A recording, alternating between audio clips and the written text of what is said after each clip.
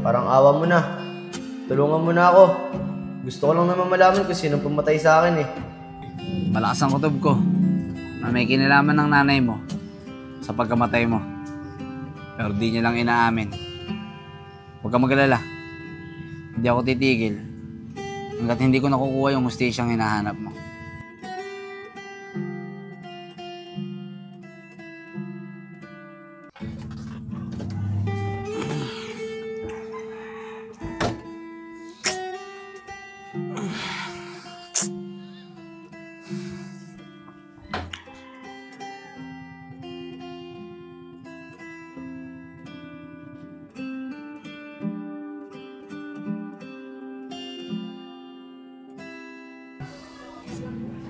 Uy, Kuya Enad, andiyan ka lang pala.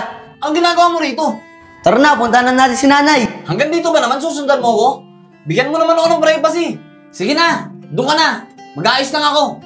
Pagkatapos nito, alis na tayo. Sige po, Kuya Enad. Sorry po. Masaway itong multo natin.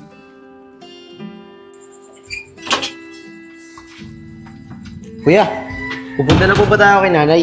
Oo, pupunta na tayo. Pero may dadaanan lang ako. Siya nga pala, ikaw huwag kang kung saan sumusulpot. Pati ba naman sa CR sinusundan mo ako? Ulitin mo pa yon, sinasabi ko sa'yo. Pababayaan na kita, bahala ka na sa buhay mo. Di na kita tutulungan. Kuya, wala na po akong buhay. Ay, oo nga pala ano. Basta, bahala ka na. Pababayaan na kita.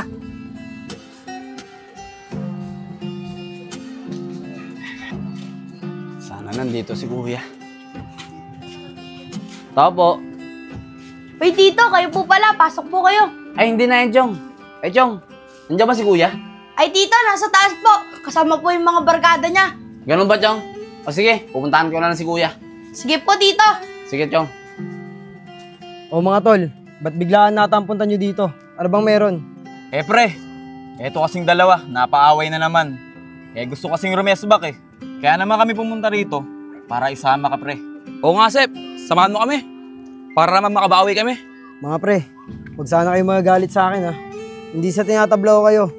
Pero sana, magbago na tayo. Mga pre, hindi na tayo mga bata. Tumatanda na tayo.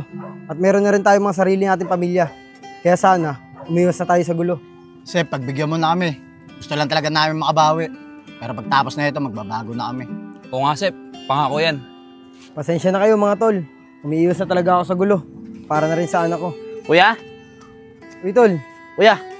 Pwede ba kita makausap? oo naman tol. Tungkol saan ba yan? Eh, Kuya.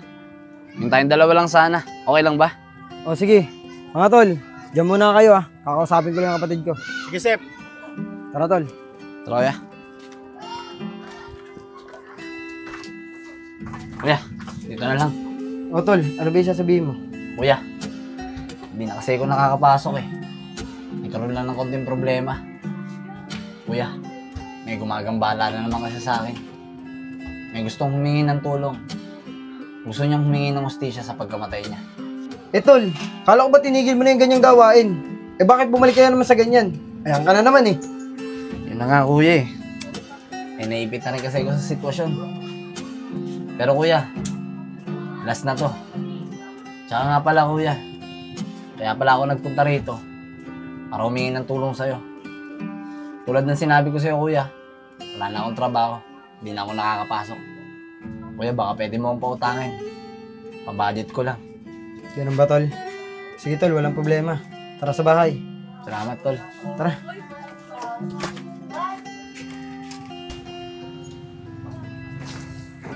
Kuya, maraming salamat ulit dito ha. Sige tol, basta mag-iingat ka lagi sa mga lakad mo. Oo kuya, mag-iingat ako. Salamat din kuya. Ano kuya? Dito na ako ha. Sige tol, ingat.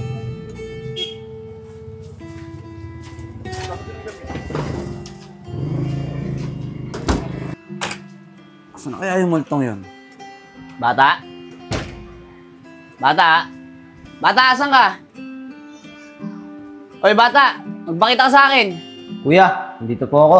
Oh, bakit ba bigla ka nawala kanina? Kanina pa ako hanap sa'yo eh. Kuya, hindi ko po kasi gusto yung pinuntahan natin kanina. Kaya hindi po ako nagtagal dun. Ang dami mo namang arte. Ano pa naantay mo dyan? Tara na, punta na tayo sa bahay nyo. Sige po, tara po.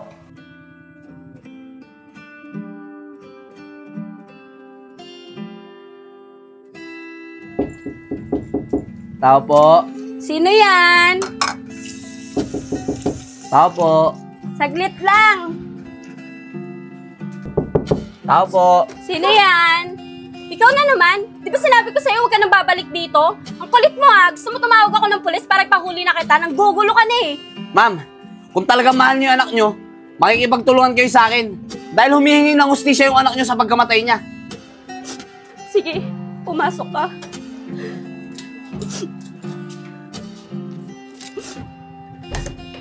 Ano bang gusto mo malaman tungkol sa anak ko? Ma'am, ipapakita po sa akin ng anak mo. Humihingi siya ng hustisya sa pagkamatay niya. At gusto niya malaman kung sino yung mga taong pumatay sa kanya para matahimik na siya. Kaya ma'am, kung may nalalaman po kayo, mas mabuti na pong sabihin niyo sa akin para matulungan natin ang anak mo at matahimik na rin ang kaluluwa niya. Mabait na bata yung anak ko. Birthday ko nung araw na nawala siya. Kaya masakit sa akin yung pangyayari. Gustuin na namin magpa-imbestiga. Pero hindi namin magawa. Kasi may mga taong nagpunta dito at pinagbantaan yung mga buhay namin. Nasa oras daw na magpa-imbestiga kami. Pati kami papatayin nila. Kaya masakit man sa akin yung pangyayari. Nanahimik na lang kami.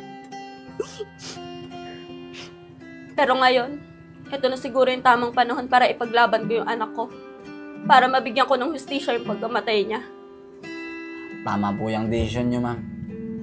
At nandito lang po ako. Handa po akong tulungan kayo. Maraming salamat sa iyo ah. Saglit lang, hintayin mo ako, may kukunin lang ako. Sige po.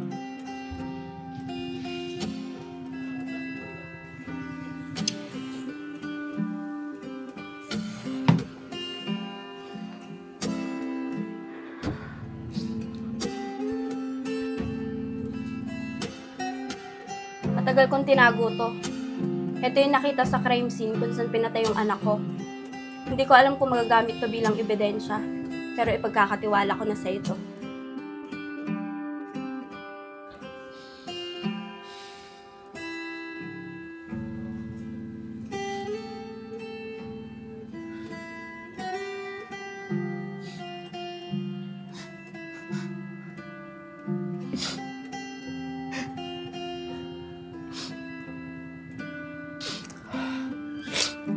Ma'am, maraming salamat po. Sisiguraduhin ko pong mananagot ang mga taong pumatay sa anak nyo. Paano po, ma'am? Dito na po ako. Maraming salamat po ulit. Sige po, maraming salamat din. Sana po maibigay na natin sa anak ko yung hustisyang hinahanap niya. Sige po, tutuloy na po ako.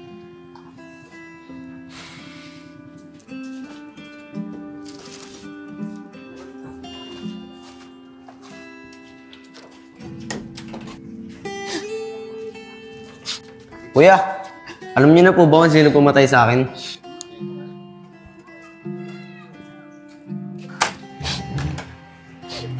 Kuya, ayaw niyo na po ba akong tulungan?